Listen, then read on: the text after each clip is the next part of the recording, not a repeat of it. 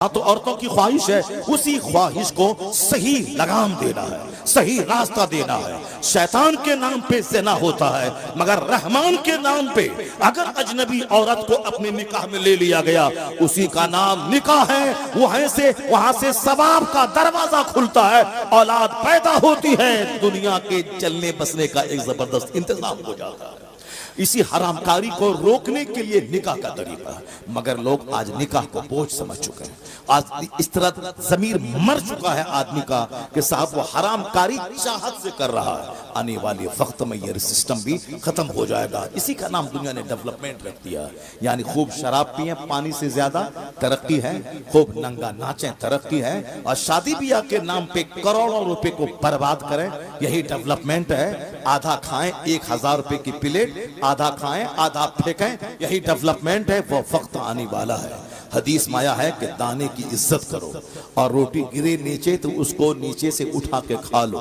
दाने की इज्जत करो, वरना मुस्तफा फरमाते हैं, नाइबे परवरदिगार कहते हैं कि जिस कौम से दाना रूठ जाता है, रोटी रूठ जाती है, दोबारा नहीं आती है। यानी अगर रोटी रूठ गई, वो चाहे 50 दरगाहों पे जाके चूतड़ रगड़ के आ जाए, पेशानी रगड़ के आ जाए, नहीं होगी। जब अल्लाह नाराज होता है तो चाहे वो 1,00,000 दरगाहों पे जाके पेशान सर पटक के रह जाए, नहीं मुराद पूरी होगी, नहीं उसकी तकदीर का दरवाजा खुलेगा, और नहीं खुशहाली आएगी। मैंने बेशुमार लोगों को देखा, शुरू में अजमेर गए, मुराद पूरी हुई, उसके बाद मगरूर हो गए। मालूम है क्या हुआ? उसके बाद यही हुआ कि फिर बाद में जब सजा मिली, ऐसी सजा मिली, 50 बार अजमेर जाता है आता है, कुछ भी नहीं होने वाला है। सब कुछ करने वाला अल्लाह है, अल्लाह ही देने वाला है, अल्लाह ही रोकने वाला है, अल्लाह ही जिल्लत देने वाला है, अल्लाह ही इज्जत देने वाला है, अल्लाह ही हुकूमत देने वाला है, अल्लाह ही हुकूमत छीनने वाला है। ये जो हिंदुस्तान का मुसलमान रोता है कि ये आ गए, वो आ गए, ऐसा हो गया, कुछ नहीं हुआ है। ये हमारे जुर्म की सजा है कि एक जालिम हाकिम मुझ पर मुसल्लत है। मगर जिस दिन मुसलमानों की मस्जिदें आबाद हो गई, मुसलमानों का घर सजदे से आबाद हो गया, जिस दिन मेरा सारा काम अपने पैगंबर के फरमान के मुताबिक होने लगा, यही तो है कि तू मुस्तफा का गुलाम बन जा, अल्लाह तुझे दुनिया का इमाम बना देगा। वअदल्लाहुल्लज़ीना आमनू व अमिलुस्सालिहात, ये अल्लाह का वादा है कि अल्लाह हैज प्रॉमिस, अल्लाह ने वादा किया है, अगर तुम ईमान लाए, अच्छा काम किए, जन्नत तो वहां मिलेगी, इस दुनिया में हुकूमत तुझको दे दी जाएगी। वअदल्लाहुल्लज़ीना आमनू व अमिलुस्सालिहात लयस्तखलिफन्नहुम फिल अर्द, अल्लाह तुम्हें इस जमीन में बादशाहत अता करेगा। और अल्लाह ने अपना वादा सच्चा करके दिखलाया। अरब का बकरी चराने वाला, अरब के ऊंट चराने वाले, अरब के खाना बदोश, वह गरीब जो अरब में कोई फसल पैदा नहीं होती थी, मगर मुस्तफा जान रहमत पे जब से उन लोगों ने ईमान लाया, जब से कुरान पाक की तिलावत और कुरान पाक के निजाम को दुनिया में नाफिज करने का जुनून दिमाग पे चढ़ा के अपना अरब छोड़ के अपने वतन से बेवतन हो गए। तालीम कुरान आम करने के लिए रूम चले गए, ईरान चले आए, हिंदुस्तान चले आए, तो अल्लाह ने ईरान भी दिया, अल्लाह ने रूम भी दिया, अल्लाह ने बेशुमार ममालिक दुनिया में दिए। और आज 1500 साल में आधी दुनिया से ज्यादा हिस्सों पर मुसलमानों को सल्तनत अल्लाह ने दी। आज भी 63 से ज्यादा ममालिक, मोर देन 60 कंट्रीज, 60 ममालिक से ज्यादा ममालिक के मुसलमानों का कब्जा है, जहां कलमा पढ़ने वाला हुकूमत कर रहा है। आज पूरी दुनिया में मुसलमानों के एक धमक 200 से ज्यादा ममालिक में मौजूद है। जो अरब से सूरज निकला था, जो अरब के खाना बदोश और बद्दू, वो इस्लाम की खिदमत करने के लिए अपने वतन से बेवतन हो गए। मोहम्मद इब्ने कासिम अरब छोड़ के हिंदुस्तान आ गए, खालिद इब्ने वलीद सैफुल्लाह बन के इस्लाम का काम करने लगे, साद इब्ने वकास अरब छोड़ के रोम की तरफ चले गए। इतने औलिया सालिहीन बुजुर्गाने दीन की मेहनतों ने वो रंग लाई। अल्लाह की खास अता हुई कि पूरी दुनिया पे हुकूमत कायम हो गई, मस्जिदें बनने लगी, मदरसे बनने लगे, खानकाहों की तामीर होने लगी, लाइब्रेरीज दुनिया में बनने लगी। आज अगर दुनिया में कॉलेज है, मुसलमानों की देन है। अल्लाह की कसम 500 साल पहले हिंदुस्तान का एक कॉलेज नहीं था, एक यूनिवर्सिटी नहीं थी, अगर थी भी एक यूनिवर्सिटी तो वह बुद्धिस्टों की शिक्षा और दीक्षा का एक केंद्र थी। मगर JNU, AMU, BHU, Banaras Hindu university, जितनी भी यूनिवर्सिटीज हैं सबकी उम्र है 200 साल, 250 साल, 150 साल, 100 साल। इस्लाम 1400 साल पहले जब इस्लाम का सूरज चमका दुनिया में, अरब से वह नूर निकला, तो मालूम है उस वक्त में एक यूनिवर्सिटी दुनिया में नहीं थी, एक कॉलेज दुनिया में नहीं था। लेकिन आज हजारों यूनिवर्सिटीज, लाखों स्कूल, हजारों कॉलेजेस दुनिया में मौजूद हैं। इसलिए मौजूद हैं कि पैगंबर आजम ने सबसे पहले इल्म हासिल करने का नारा दिया था कि उतलबुल इल्म वलो कान उतलबुल इल्म मिनल महद इलल लहद। Obtain knowledge from the cradle to the grave. Obtain knowledge whether you find it in China. Acquire knowledge. Knowledge is compulsory for every Muslim man and women. Knowledge is power. Knowledge is life. Knowledge is best company. यानी जितनी भी इल्म की फजीलतें आज के दुनियादार हुक्मरां बयान करते हैं कि इल्म ताकत है, इल्म रोशनी है, इल्म जेवर है, इल्म साथी है, इल्म हथियार है, इल्म डेकोरेशन है, इल्म आर्म है, जितनी बातें आज दुनिया के बड़े बड़े पढ़े लिखे लोग करते हैं, वो सारी बातें अपने मन से नहीं गढ़ के, वो सारी बातें मुस्तफा ने 1400 साल पहले दुनिया को बता दी है। वो बातें मुस्तफा की हैं और ये अपनी बातें कह के दुनिया वालों के सामने बयान कर रहे हैं। यह एहसान इस्लाम का है, पैगंबर आज़म का है कि आज दुनिया में स्कूल्स हैं, कॉलेजेस हैं और पढ़ने पढ़ाने की बातें हो रही है। यह एहसान मुस्तफा की आमद का है कि आज दुनिया इल्म के नूर से जगमगा रही है। इसको तो मानना पड़ेगा। वो दो चार जलील किस्म के लोग अगर पैगंबर के खिलाफ कुछ बकवास कर रहे हैं, वो जलील अंधे हैं, वो जलील नहीं उसे मालूम है कि इस्लाम ने क्या दिया। वो आंख बंद करके सूरज का इनकार कर रहे हैं, वो आंख बंद करके वो कहते हैं कि रात नहीं है, वो आंख बंद करके कहते हैं कि दिन नहीं है। तो अगर कोई किसी पागल कमीने चोटे के कह देने से अगर कि आज सूरज नहीं है तो ऐसा नहीं हो जाएगा कि सूरज नहीं है। अगर कोई खसीस और कोई रजील बोल दे कि जलसे का फायदा नहीं है, उस कमीने के बोलने से इसका नहीं माना जाएगा कि जलसे का फायदा नहीं है। वो रजील, वो खबीस, वो मरदूद क्या जाने। ये एक दरसगाह है जलसा, जहां से हजारों लोगों को दीनी मसाज मिलता है। आज दुनिया में घमंड बढ़ रहा है, दुनिया में गुरूर बढ़ रहा है। गुरूर इसीलिए बढ़ रहा है कि नेक लोगों के पास उठना बैठना बंद हो गया। अब लोगों का उठना बैठना गुंडों के साथ हो गया, लोगों की दोस्ती चोरों और डकैतों से हो गई। लोग अब दुनियावी फायदे के लिए डकैत से मोहब्बत करता है ताकि मेरा पड़ोसी मुझसे डरे कि इसका संबंध, इसका ताल्लुक फलां बाहुबली, फलां अंसारी, फलां यादव, फलां पठान से है। अगर इससे पंगा लोगे तो ये तुम्हें कहीं का नहीं छोड़ेगा। तो लोगों को डराने के लिए आदमी अपने घर में डकैतों को बुलाता है ताकि सारे पड़ोसी जान जाएं कि इनका संबंध उन लोगों से है। बस इसके अलावा कोई मकसद नहीं होता। सब पड़ोसी को डराने के लिए, अपने आसपास के लोगों में अपनी धाक बिठाने के लिए।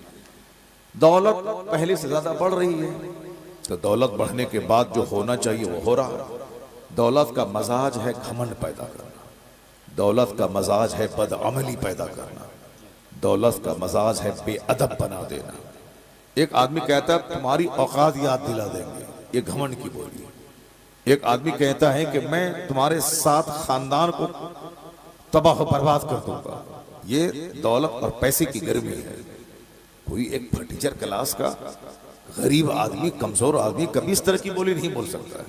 कुछ रहता है पास में माल, तब वह इस तरह के जुमले बोलता है। मोहब्बतें खत्म हो गई। अगर आपको हमसे काम है तो 50 बार सलाम करेंगे आप, लेकिन अगर काम नहीं है तो मैं 50 बार सलाम करूंगा, जवाब नहीं देंगे आप। अपना खास करीबी रिश्तेदार, आजकल बच्चे भी मतलबी हो गए हैं। जब बाप से कुछ पैसा लेना है तो अब्बू अब्बू कहते हैं, और जब बाप से कुछ नहीं लेना है तो अब्बू कहाँ हैं, कहाँ मर रहे हैं, फोन करके अब्बू की खैरियत पूछने वाले बच्चे नहीं होते। बीवी को जब माल चाहिए तो वो सर में तेल लगाती है और जबरदस्त चाय बना के लाती है, और अगर माल उसको नहीं चाहिए तो फिर शौहर थका मांदा है कि चूर चूर है, कहाँ से आया है, कैसे मर के आया है, कुछ नहीं, वो अपने काम में लगी हुई है, सोई हुई है, सर में दर्द है, काम है। कल चेन्नई में मैं 2 साल नमाज पढ़ाया हूँ। एक बंदा सर्विस करता था, वो हमसे बयान किया कि हजरत जब तनख्वाह मिलने वाली होती है महीने के लास्ट में तो उससे 5 दिन पहले मेरी बीवी मेरी खूब खिदमत करने लगती है, और जहां तनख्वाह मिली और हमने तनख्वाह उनको दे दिया तो उसके बाद से खाना पाना पानी दाना चाय सब पूछना बंद है। फिर 15 दिन तक परेशान हम रहते हैं, 5 बार कहते हैं खाना लाओ तब लाती है, और जहां फिर 25 तारीख आई अगले महीने की, फिर उसके बाद चाय पानी तेल वगैरह और पाँव दबाना सब शुरू हो जाता है। यह सच कहता हूँ, कोई कहानी फिल्मी नहीं है, ये हमारा मुक्तदी था। वो मैं इमामत करता था, वो मेरा मुक्तदी था, वो मेरे पास बैठ के अपना दर्द बयान करता था, तो वो अपनी सच्ची कहानी मुझको बयान करता था। सारे लोग मतलबी हो गए, बीवी भी मतलबी, बच्चे भी मतलबी, पड़ोसी मतलबी, रिश्तेदार मतलबी। अगर कोई जरूरत है तो फिर वो फोन करेंगे समझिए, नहीं तो फिर आप ही से शिकायत करेंगे कि आप फोन तक नहीं करते हैं, आप फोन तक नहीं करते हैं। मतलबी लोग हो गए, सलाम नहीं करते हैं लोग, मोहब्बत खत्म हो गई। समाज में रहने के बावजूद हर आदमी अपने आप को अजनबी महसूस कर रहा है, अकेला महसूस कर रहा है। सारे लोग तन्हा महसूस कर रहे हैं कि मैं अकेला हूं, मेरा कोई नहीं। क्यों? मोहब्बत खत्म हो गई। आका अलैहिस्सलाम ने एक बात कही थी, चूंकि आज हर आदमी अपने मन के मुताबिक जीता है, हुजूर ने क्या कहा कोई ध्यान नहीं देता है। बस इश्क मोहब्बत, इश्क मोहब्बत, इश्क मोहब्बत की बातें हो गई। प्रैक्टिकल में न इश्क है न मोहब्बत है, वरना मोहब्बत का मतलब है पैरवी, मोहब्बत का मतलब है कुर्बानी, मोहब्बत का मतलब है नखल।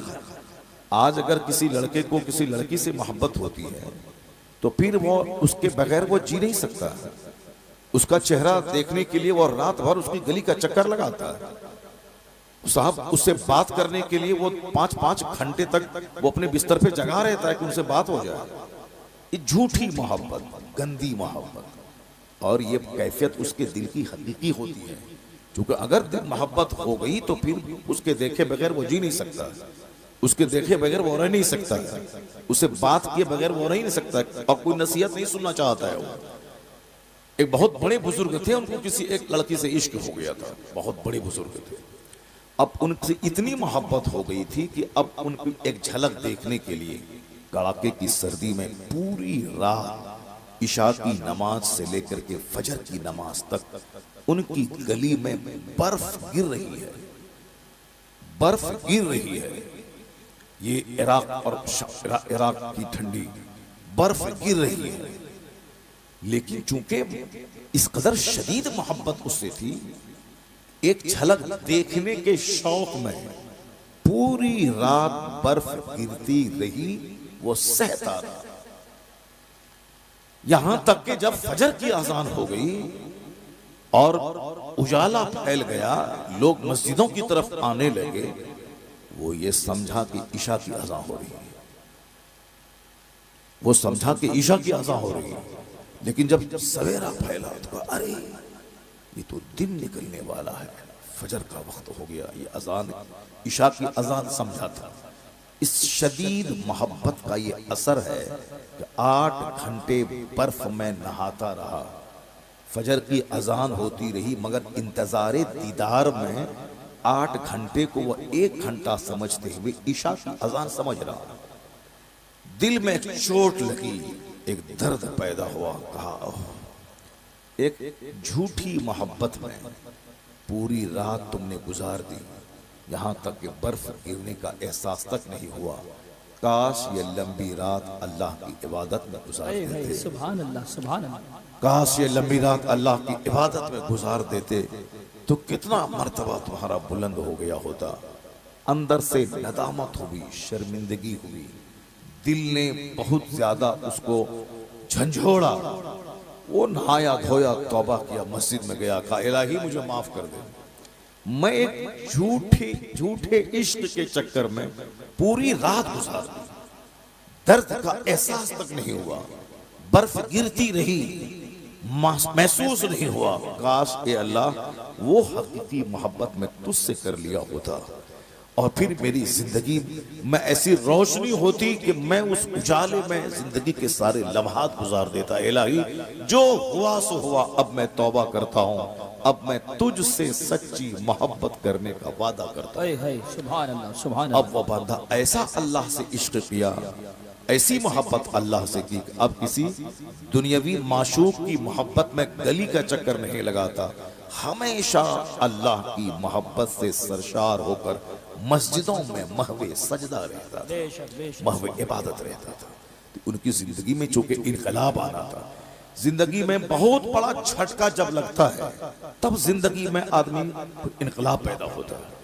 आदमी ये चोर था मगर आज नमाजी बन गया। जरूर जिंदगी में कोई बहुत बड़ा शौक लगा होगा, बहुत बड़ा झटका लगता है। ये आदमी डकैत था और ये आदमी आज बड़ा नमाजी बन गया, हाजी बन गया। तो उनकी जिंदगी में कुछ न कुछ ऐसा इंसिडेंट होता है, ऐसा वाकया पेश आता है जिससे उसकी जिंदगी में यू टर्न आता है। बंदा वहां से मोड़ ले लेता है, बंदा सच्ची तौबा करता है। अभी एक शख्स कल बोल रहा था, जरा गौर से सुनिएगा किस कदर जुनून है बदअकीदों के दिमाग में। कहा कि एक सच्चा वाकया अभी 1 महीने के अंदर का। उन्होंने हमसे ये बताया, कल की रात 3 घंटे मेरी तकरीर हो चुकी थी लंबी, और एक बहुत बड़ा मजमा था, जितने लोग अभी हैं इससे कई गुना बड़ा मजमा था, बहुत बड़े लोग बहुत ज्यादा लोग थे।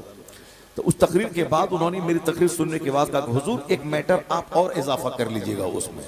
जब मैं क़यामगाह पे आया तो उसने बताया कि चूंकि आप फिक्री बातें लोगों को बताते हैं ताकि लोगों को शौक पैदा हो, लोग सोचने पर मजबूर हो, तो एक पॉइंट हमसे और ले लीजिए। मैंने कहा कौन सा पॉइंट है? कहा अभी 1 महीने की बात है, मेरे गांव के बगल में एक सुन्नी लड़का दियोबंदी गांव में उसकी एक आदमी की गाय चोरी कर लिया। सुन्नी लड़का, सुन्नी मुसलमान है, बहुत शराबी हैं, पापी हैं, बदकार हैं, बहुत सारे लोग हैं, बहुत तरह। ऐसा थोड़ी कि सुन्नी जो है वो सबके सब पक्का नमाजी, पक्का मुत्तकी, और दियोबंदी के मुकाबले में सुन्नी तो कम नमाजी होता है, क्योंकि उसके यहाँ 24 घंटे नमाज की फजीलतें बयान की जाती हैं। फ़ज़ाइल अमाल है तो ये है वो है, फजर छोड़ने का ये नुकसान, ज़ोहर छोड़ने का ये नुकसान, असर छोड़ने का ये नुकसान, जमात छोड़ने का ये नुकसान, जमात से नमाज पढ़ने का ये फ़ायदा, नमाज की ये फजीलत। उसकी पूरी मोटी मोटी किताब में बुखारी, मुस्लिम, अबू दाऊद, तिरमिज़ी से सारी हदीसें नकल करके वो सामने वाले के बीच में बयान करता है। तो बड़ा चौपट से चौपट आदमी भी नमाजी बन जाता है, क्योंकि जब बार बार कहा जाएगा कि नमाज नहीं पढ़ने वाला आदमी का अंजाम फिरौन के साथ होगा, यह हदीस में आया है। बेनमाजी का अंजाम हामान के साथ होगा, यह हदीस में आया है। बेनमाजी का हश्र कारून के साथ होगा, यह हदीस में आया है। तो अब जब आदमी सुनेगा कि बेनमाजी का अंजाम फिरौन के साथ होगा, वो फिरौन के साथ जहन्नम जाएगा, तो अब तो आदमी तो है, सीना तो हिलेगा। तो फिर वो आदमी झुक जाता है, नमाज पढ़ने लगता है। नहीं, हमको फिरौन के साथ जहन्नम नहीं जाना, हमको तो सिद्दीकीन, सालेहीन, शुहदा के साथ जन्नत जाना। जब बार बार ये बातें बताई जाती हैं तो बंदा नमाजी हो जाता है। अब वो बार बार बताता है कि हुजूर ने फरमाया है कि जो जानबूझकर नमाज छोड़ा वह कुफ्र के करीब पहुंच गया। अब उसका बंदा जब सुनता है तो कहता है अरे अरे हम तो मुसलमान हैं, काफिर तो होंगे नहीं। काफिर होने का मतलब है खरबों साल आग में जलना। मुसलमान है, थोड़ा बदअमल हो गया, मरने के बाद तो बख्शिश की उम्मीद है कि या तो अल्लाह माफ कर दे अपने फजल से, या फिर गुनाह की सजा काटने के बाद जन्नत जाएगा। लेकिन अगर कोई काफिर होके मर गया, चाहे दुनिया का प्रधानमंत्री क्यों ना हो, वहां तो खरबों साल आग में जलना होगा। ये इतना जबरदस्त पॉइंट है कि बंदा इस पर अगर नजर रखे, वो दुनिया के सारे सुख सुविधाओं को त्याग करके वो आखिरत की तैयारी में लग जाएगा। मगर चूंकि आज माँ भी अपने बच्चों को आखिरत की बात नहीं बताती, बाप भी अपने बच्चों के सामने आखिरत की बात नहीं बोलता है, सब दुनिया की बात बोलता है। हम ऐसे लोगों को जानते हैं जो स्टेज पर 20 साल से है, 40 साल से है, मगर नमाजी नहीं बन पाया, नमाजी नहीं बन पाया। क्यों? उधर तवज्जो नहीं है उसकी, या उसके दिमाग में शैतान डाल दिया है कि बगैर नमाज पढ़े भी जन्नत मिल जाएगी। उनके दिमाग में यह बात है कि बगैर नमाज पढ़े भी जन्नत मिल जाएगी। तो इसलिए से वो दिन रात तकरीरों की महफिल में रहता है, तकरीरों की मजलिस में रहता है। 40 साल से स्टेज पर है तो क्या मतलब है? वो क्या करता है? गाता बजाता है? नहीं, स्टेज पर है तो तकरीरें सुनता है, मगर वो गौर से सुनता नहीं। स्टेज पर बैठा है, मोबाइल चला रहा है, स्टेज पर बैठा है और साहब दिमाग कहीं दूसरी तरफ है, खैनी खा रहा है, गुटखा चबा रहा है, दिमाग दूसरी तरफ है, वो तो 100 साल भी बैठेगा, नमाजी नहीं बनेगा। जो गौर से तकरीर सुनेगा, अगर आखिरत के पॉइंट पे गौर करेगा, अगर आदमी है, दिल जिंदा है, तब तो वो आखिरत की तैयारी का शौक पैदा हो जाएगा। क्योंकि बार बार सुनने के बाद आदमी का दिल ही तो है, पत्थर तो नहीं है, पसीज जाता है। लेकिन चूंकि वो गौर से सुनता नहीं है, अब जरा सुन देखिए, ये हमारा आदमी है जो 40 साल से स्टेज पे है, महफिल में है, मगर नमाज ही नहीं बना, नमाजी नहीं बना। अब जरा ये कहानी सुनिए जो कल उन्होंने बताया। सुन्नी नौजवान देवबंदी गांव की गाय चोरी कर लिया। उसी टाइप का होगा वो, चोरी करना, जुआ खेलना, ये उसी टाइप का होगा। सुन्नी गांव में हर तरह के लोग रहते हैं, कोई नमाजी है, कोई अरबपति है, कोई गरीब है, कोई मजदूर है, कोई दिन रात जुआ खेलने वाला है। तो उसी तरह का लड़का था सुन्नी गांव का, नमाजी नहीं था। वो गाय चोरी कर लिया। अब इत्तेफाक से पकड़ा गया। जब पकड़ा गया तो उस लड़के को पकड़ करके गांव में देवबंदी गांव के लोगों ने पकड़ के रखा उसको। मुखिया, सरपंच, गांव के पंच लोग, सारे लोग आए, प्रधान और सब। अब इसका फैसला क्या होगा? इन्होंने गाय चोरी की है, अब बिल्कुल रंगे हाथों पकड़ा गया है। अब ऐसा नहीं कि इल्जाम है, नहीं, रंगे हाथों पकड़ा गया है, चोरी करते हुए पकड़ा गया है। अब क्या होगा इसका? तो कोई बोला इसको इतना मारो, कोई बोला इसको जेल में डाल दो, कोई बोला इसको 50 जूता मारो, कोई बोला इससे 25,000 रुपए वसूल कर लो। अब जाहिर सी बात है, जब आपके गांव में भी जब कभी कोई पंचायती होती है तो 50 लोग हैं, तो हर आदमी अपनी अपनी राय पेश करने लगता है। कोई कुछ बोलता है, कोई कुछ बोलता है। जरा गौर से सुनिएगा, सीना हिल जाएगा, सीना हिल जाएगा। और आप फातिहा, मिलाद, लोहमान, अगरबत्ती, चादर, बताशा, शकरपाला, ये सब जो लिए बैठे हैं और नमाज छोड़े बैठे हैं, अगर जमीर जिंदा है तो आंख से आंसू के कतरे बह जाएंगे। किस कदर वहाबी मजबूत है अपने अकीदे में, और किस कदर वो अपने मिशन पे लगे हुए हैं। उनका चरवाहा भी वो नमाजी बनाना चाहता है, उनका किसान भी वो सुन्नी को देवबंदी बनाना चाहता है, और हमारा स्टेज पर रहने वाला 40 साल का आदमी भी, उसको कोई दर्द नहीं है कि मैं अपने बेटे को नमाजी बना दूं, मैं अपनी बीवी को नमाजी बना दूं, या मैं खुद नमाजी बन जाऊं। ये एक आईना दिखला रहा हूं, उनका जुनून में दिखला रहा हूं। उसको पकड़ के रखा, कोई बोला मारो, कोई बोला जेल डालो, कोई बोला पुलिस वाले को बुलाओ, कोई बोला उठ बैठ करवाओ, कोई बोला थूक चटवाओ, कोई कुछ बोला। मगर जिसकी गाय चोरी किया था उसने कहा कि नहीं साहब, हमारा फैसला ये है कि ना इसको उठ बैठ करवाया जाए, ना इसको थूक चटवाया जाए, ना इसको मारा पीटा जाए, ना इसको जेल में डाला जाए। ये सिर्फ पूरे पंच के सामने वादा करे कि मैं कल से 5 वक्त की नमाज पढ़ूंगा, मैं कल से 5 वक्त की नमाज पढ़ूंगा, ये वादा करे, मैं इसको छोड़ दूंगा।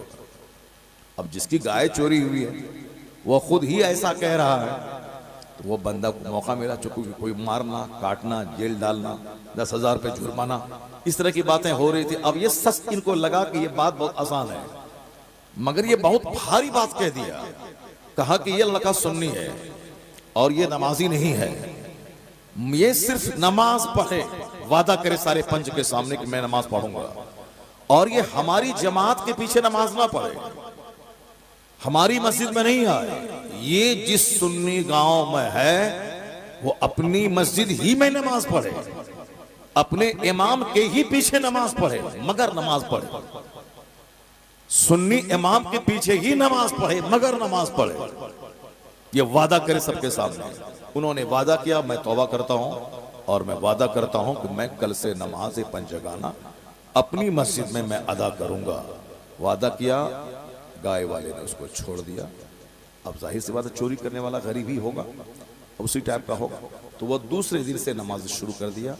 अब पक्का नमाजी बन गया, 5 टाइम नमाज पढ़ने लगा, मस्जिद में नमाज पढ़ने लगा, चोरी वगैरह से तौबा तो कर ही दिया, वो नमाजी बना। चूंकि अब उनके दिल से एक आवाज आई। क्या आवाज आई? कि मैं बरेलवी सुन्नी गांव में रहने वाला, आज तक मुझको किसी ने नमाज के बारे में ताकीद नहीं की। आज मैं नमाजी हूँ, अल्लाह का नाम ले रहा हूँ, 5 टाइम मस्जिद जा रहा हूँ, ये उसी बंदे ने मुझको नमाजी बनाया है। तो अब उसकी मोहब्बत इसके दिल में पैदा हो गई। उनसे फोन से कांटेक्ट में रहने लगा, बातचीत करने लगा। बातचीत करते करते चूंकि उनको लगा कि हमारा कोई सुन्नी बरेलवी मौलवी, कोई पीर, कोई मेरा सुन्नी मेरा बाप, कोई मुझको नमाजी नहीं बनाया है, नमाजी मुझको उस आदमी ने बनाया है। तो अब वो सुन्नी मोहल्ला छोड़ा, अब वो पांचों नमाज देवबंदी की मस्जिद में पढ़ना शुरू कर दिया। किस कदर दूर से निशाना साधा। ये नहीं बोला कि मैं इसको छोड़ूंगा, ये बरेली छोड़ करके देवबंदी बन जाए, मेरी मस्जिद में नमाज पढ़े। नहीं, क्योंकि वह जानता था कि जिस दिन इसका दिल जागेगा उस दिन इसको लगेगा कि मुझको नमाजी बनाया किसने है, ऑटोमेटिक वो मेरी तरफ आ जाएगा। इसलिए वो हमारी मस्जिद में ना आए, वो अपने सुन्नी बरेलवी इमाम के पीछे नमाज पढ़े, मगर ये वादा करे कि नमाज पढ़े। नमाज पढ़ा कि चोर को अपना हम ख्याल, अपना हम अकीदा और अपने ग्रुप में शामिल कर लिया। करोड़ों सुन्नी जिसको सिर्फ मौलवी की गीबत करने से फुर्सत नहीं है, पीर साहब की गीबत से फुर्सत नहीं है, जलसा के खिलाफ बोलने से फुर्सत नहीं है। जलसा कराने से क्या होगा, रुपया खर्च करने से क्या होगा, एक मौलाना शायर को बोला कि 50,000 देने से क्या फायदा होगा, जबकि वही खसीस और रजी शेख चिल्ली को बोला कि 2.5 लाख रुपए देता है। वही रजील, वही कमीना, एक कव्वाल नाचने वाला, गाने वाला, शराब पीने वाला, हारमोनियम तबला बजाने वाले को 5 लाख रुपए देता है। वही रजील, वही खसीस, वही कमीना अपने बेटे की शादी में डीजे के नाम पे 1 लाख रुपए खर्च करता है। अपने बेटे की शादी में फजूल खर्ची, हराम काम में लाखों रुपए खर्च करता है। लेकिन दीन के नाम पे थोड़ा सा पैसा खर्च होता है तो अब इनको फजूल खर्ची समझ में आती है, इनको सीने में दर्द होता है। मस्जिद की तामीर में जो पैसा लगे वही पैसा है, मदरसे की तामीर में जो पैसा लगे वही पैसा है, अल्लाह रसूल की बात सुनने सुनाने में जो पैसा खर्च हो वही पैसा है। माह रमजान में कुरान पाक की तिलावत एक हाफिज से सुना, बंदा 5 लाख रुपए दे के कहा कि तूने जो मेरे खुदा का कलाम सुनाया है उसका तो कोई बदला हो ही नहीं सकता है, यह हकीर सा नजराना है। अगर मैं तुझे सोने पे भी तौल दूं फिर भी तिलावत कुरान की समाअत का हक अदा ना हो पाएगा। ये तो अपने अपने ज़र्फ और जिगर की बात है। फजूल खर्ची में, बर्थडे पार्टी में 5 लाख खर्च करने वाला अगर वो रजील खबीस मरदूद, अगर वो जलसा जुलूस जिक्र खुदा की मजलिस के एहतमाम के पैसे को अगर वो गलत करार देता है, उससे बड़ा खसीस, उससे बड़ा रजील, उससे बड़ा कमीना दुनिया में कोई नहीं होगा। असल में पैसा वही है जो नाच में, गाने में, शराब में, डीजे में, बैंड बाजी में खर्च ना हो। असल पैसा वही है जो पैसा देने वाले खुदा की याद में खर्च हो जाए। समाज में कैसे कैसे लोग रहते हैं। हमारे लोगों को जुनून है मदरसा के उजाड़ देने का, हमारे लोगों को जुनून है इमाम को मस्जिद से भगा देने का, हमारे लोगों को जुनून है जो जलसा 50 साल से होता आ रहा है उसके बंद कर देने का, हमारे लोगों को जुनून है अपने गांव समाज के सारे बच्चों को इंजीनियर, डॉक्टर, प्रोफेसर, दारोगा, पुलिस और आर्मी में ले जाके सबको जहन्नमी बना देने का। हमारे लोगों को जुनून है अपनी माँ, बहन, बेटी को डॉक्टर बनने के नाम पे घर से निकालकर जीन्स टी शर्ट पहना के उसे मुशरिका, मुर्तदा बना देने का। कई लाख मुसलमानों की बेटियां जो आज काफिरों के साथ भागकर वो महासंख्यों बरस के लिए जहन्नमी बन गई। अगर मुसलमान बन के रहती तो कम से कम उम्मीद थी कि गुनाहों की सजा काटने के बाद जन्नत चली जाती, लेकिन कुफ्र कबूल किया, अब तो जन्नत की खुशबू उसके लिए हराम है, अब तो सजा के लिए वो जहन्नम की आग में जलेगी। कितने दिन तक जवान रहेगी, कितने दिन तक मस्तियां करेगी उस काफिर के साथ। बूढ़ी तो होना है, उसके बाद मरना तो है, मरने के बाद जहां जाना है वहां का एक दिन 50,000 साल के बराबर है। ये बता दे कि इस बेटी को जो काफिरा हो गई इसके बाप का कसूर है या नहीं? जिसने डॉक्टर, इंजीनियर बनने का रास्ता दिखाया, जन्नत जाने का रास्ता नहीं दिखलाया। हमेशगी वाला आराम का घर जन्नत का रास्ता नहीं दिखलाया। ये दुनिया के 40 साल 50 साल डॉक्टर इंजीनियर बन के 2 रुपया कमा के खा पी के इसका रास्ता दिखलाया।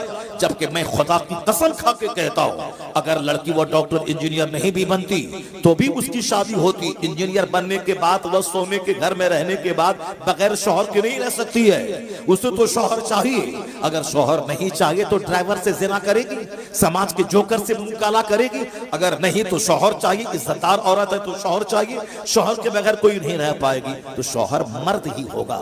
मर्द कमाने के लिए पैदा हुआ है। लड़की की भी नौकरी है 1 लाख महीना और लड़के की भी नौकरी है 1 लाख महीना, तो एक घर में 2 लाख आ रहे हैं, जबकि एक घर में 1 लाख आने के बाद शानदार ढंग से घर चल सकता था। सामने वाले घर में 5 आदमी परवरिश में, लड़के को नौकरी नहीं है, बेचारा मजदूरी करके जैसे तैसे घर चला रहा है। मगर एक घर में बीवी को भी नौकरी है, शौहर को भी नौकरी है, ये मालामाल हो रहा है। वह बेचारा 10 आदमी की परवरिश करने वाला कंगाल हो रहा है। अगर औरतों को नौकरी नहीं दी जाती तो उसकी जगह पे एक मर्द बहाल होता। अगर वह एक मर्द बहाल होता तो उसकी निगरानी में 10 लोग पाले जाते, क्योंकि हर मर्द अपनी माँ, अपने बाप, अपनी बीवी, अपने बच्चों, अपनी बच्चों का पालने वाला होता है, सहारा होता है। लेकिन औरत का तो कोई न कोई निगरान होता है, शौहर होता है। जब शौहर खुद कमा रहा है, उसकी परवरिश हो सकती है, वो अलग से एक मर्द के हक को मारकर, आज जो हिंदुस्तान में गुर्बत बढ़ रही है, कसाद पासारी बढ़ रही है, एक तरफ गरीब है, गरीब से गरीब तर होता जा रहा है, एक तरफ मालदार है, दौलतें उसके घर में बहती चली जा रही हैं। ये है इंसाफ का खून करना।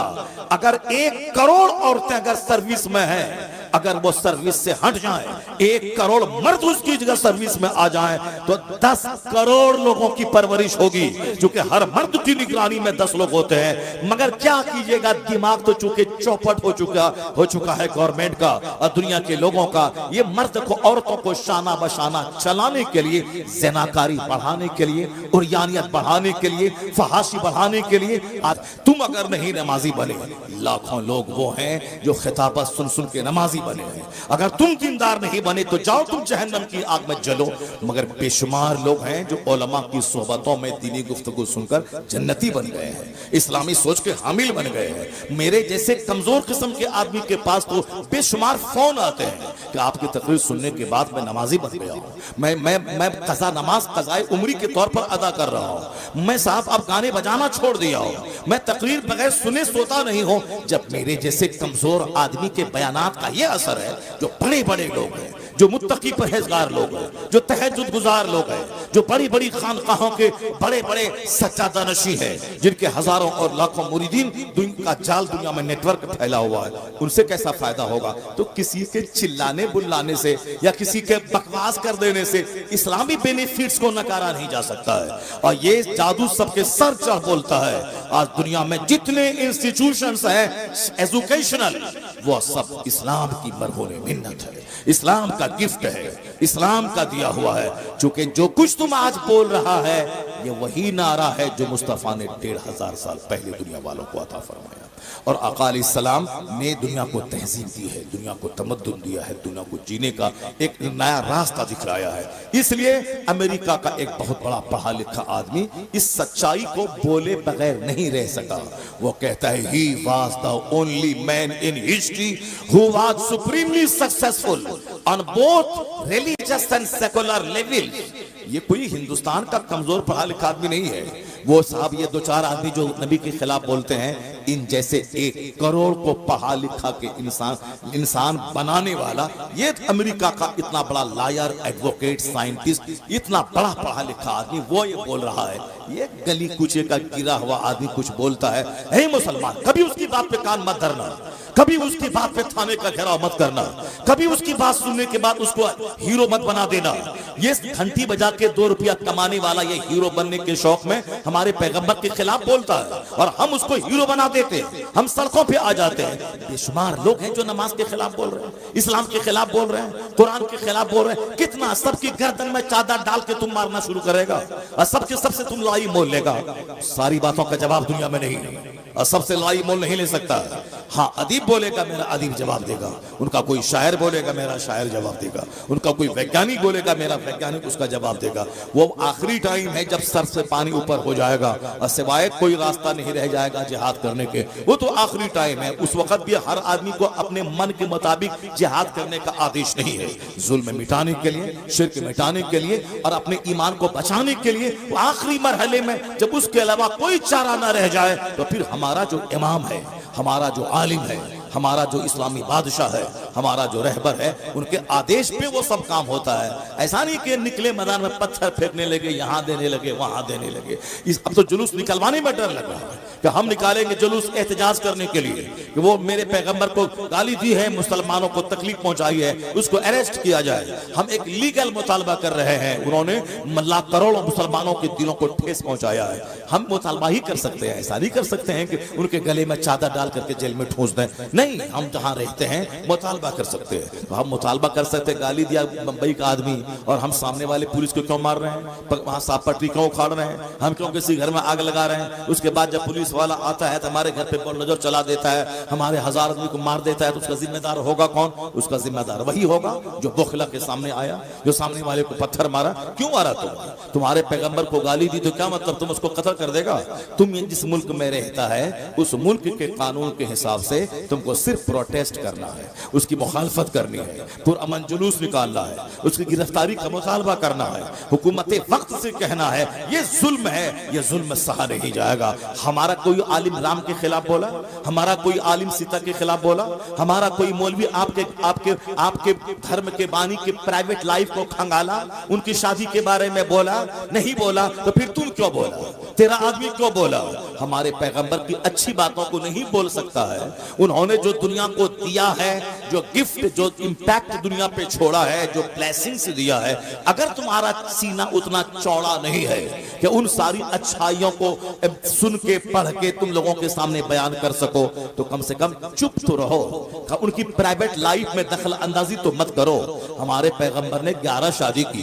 क्या तुमको मालूम है कि अरब ममालिक में शादी का क्या महत्व है, शादी के क्या असरात होते हैं?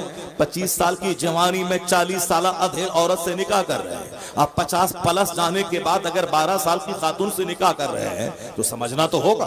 जहां के 16 साल की 1000 खूबसूरत तरीन औरतों से मुस्तफा निकाह कर सकते थे, और अरब का कल्चर था उस टाइम में 1400 साल पहले 100 शादी करना, 150 शादी करना, 300 शादी करना अरब का माहौल था। अगर हुजूर से ज्यादा खूबसूरत कोई नहीं था दुनिया में, तो सारे लोग चाहते थे कि मेरी बेटी इनके निकाह में जाए। मगर हुजूर ने उस जमाने में 25 साल की जवानी में 40 साल अधेड़ औरत जो 2 शौहर से बेवा हो चुकी थी, उनको जब आपने शादी किया उनसे, इसका मतलब है कि आपकी शादी का मतलब ख्वाहिश को पूरा करना सिर्फ नहीं है। शादी का मतलब है बेवाओं को सम्मान देना, बेवाओं को एक नई जिंदगी देना, बेवाओं को आत्मसम्मान देना, बेवाओं को इज्जत नफ्स देना, बेवाओं को खुशियां मनाने का मौका अता करना। अब अगर क़यामत तक किसी बेवा की शादी होगी तो एहसान मोहम्मद अरबी का माना जाएगा कि हुजूर ने कहा, अब प्रैक्टिकल में बेवा से शादी करके बता दिया। उस उम्र में, जिस उम्र में आपके हुस्न की कसम, हुस्न की सौकहार, आप हुस्न की खैरात चांद लेता था, सूरज लेता था। हम लोगों ने मुस्तफा को नहीं देखा है, लेकिन जिसने मुस्तफा को देखा है उनका स्टेटमेंट आज तक किताब में मौजूद है। हजरत अबू हुरैरा कहते हैं सरकार का कांधा ऐसा था जैसे किसी चांदी को ढाल दिया गया हो।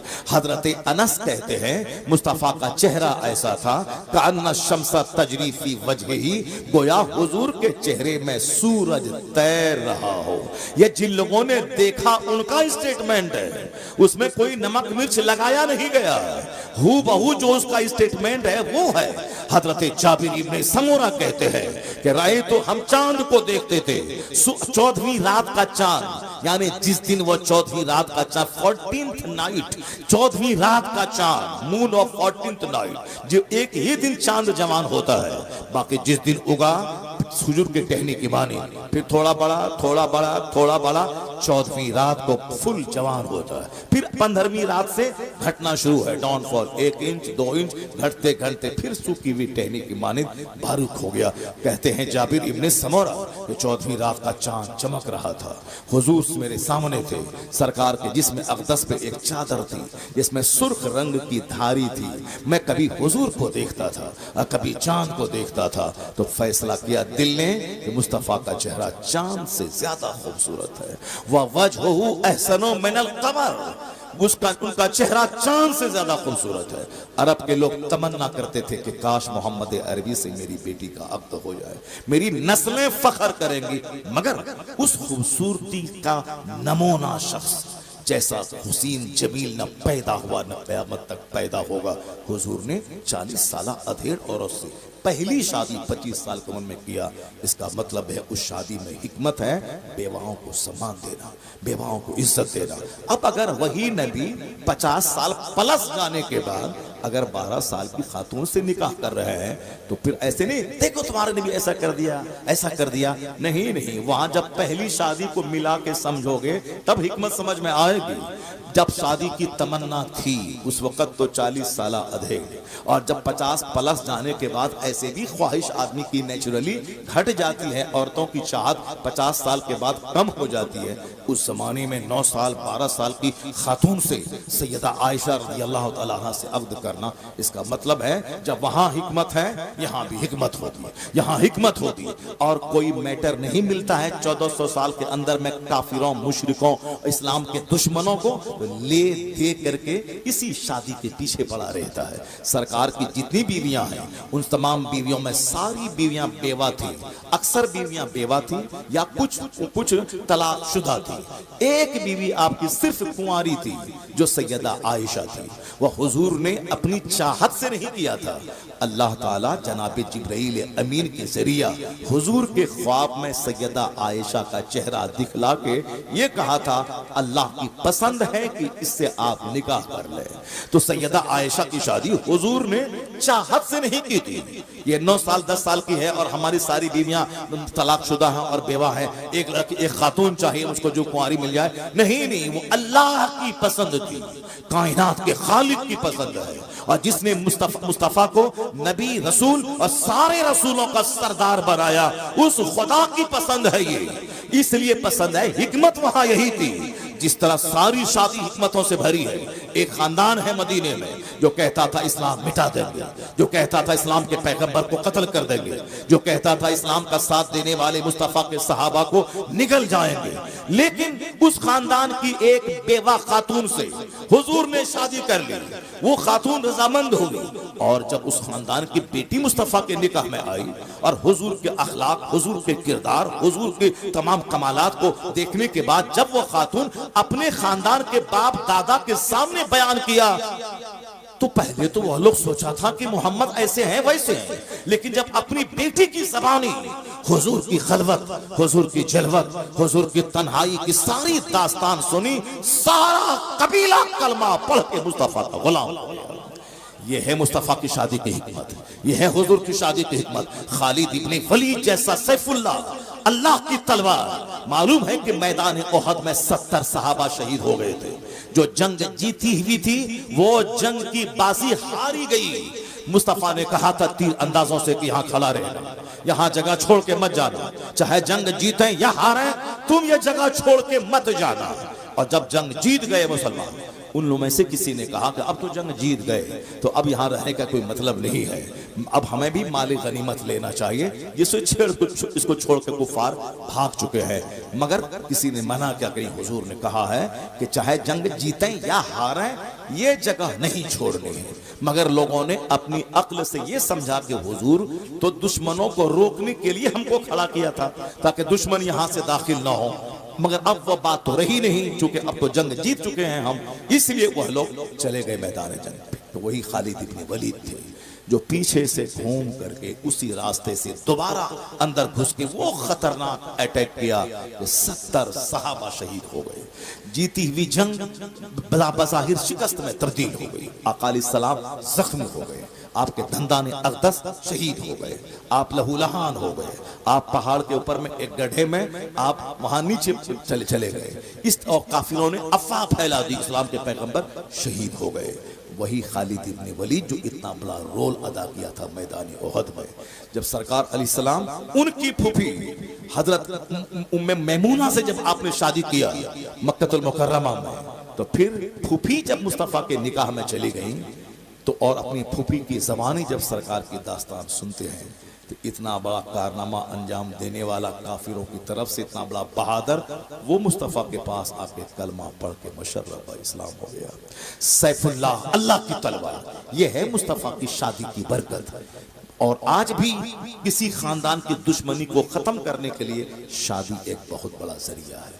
शादी करने के बाद दुश्मनी दोस्ती में तब्दील हो जाती। हुजूर की सारी शादियां यही इसी हिकमतों से भरी हुई है। सैयदा आयशा, वो तो उनके बाप तो मुस्तफ़ा के गुलाम थे, मुस्तफ़ा के दोस्त थे।